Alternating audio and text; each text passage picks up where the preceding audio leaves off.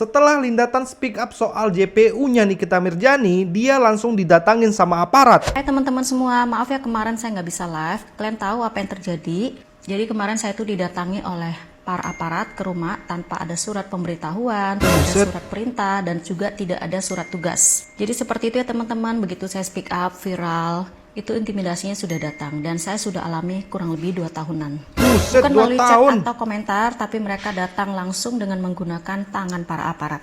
Jujur, berapa bulan yang lalu tuh saya masih sempat diintimidasi oleh Sister Hong ini. Padahal bukan di ranah dia dan putusannya itu urusannya dengan suami. Tapi saya tuh dikejar-kejar oleh dia juga. Jadi saya speak up di sini, saya tidak ingin memihak kepada siapapun juga dan saya tidak ingin mencari musuh. Ini saya hanya speak up soal perilaku JPU yang semena-mena dan itu benar.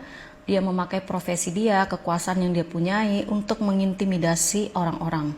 Nikita Mirzani aja bisa sampai seperti itu, apalagi saya teman-teman. Iya. Jadi kasus suami aku tuh sebenarnya sudah final di pengadilan teman-teman. Tapi karena nama saya tidak disebut, akhirnya mereka buat laporan baru. Karena waktu gelar kemarin saya itu tidak kenal kepada pelapor dan tidak pernah terima uang juga. Akhirnya penipuan dan penggelapan itu gugur teman-teman. Dan apa yang terjadi? Mereka laporkan kembali suami aku dan berikut juga dengan saya, yaitu TPPU. Bayangkan ya teman-teman, kasusnya sudah final, sudah selesai di pengadilan, tapi bisa dilaporkan kembali. Sebelum saya klarifikasi, pastinya saya sudah belajar dulu di ChatGPT, nanti dipikirnya saya menggiring opini. Jadi untuk kasus yang sudah pernah dilaporkan, pelapornya sama, objeknya sama, itu tidak bisa dilaporkan kembali dan itu masuk ke Undang-Undang Nebis Indem. Tapi nyatanya di negara Konoha kita ini peraturan dibuat untuk dilanggar. Peraturan dibuat buat dilanggar. Gila, diintimidasi selama 2 tahun. Apa rasanya? Oke, jadi Lindatan ini siapa? Buat yang belum tahu ya.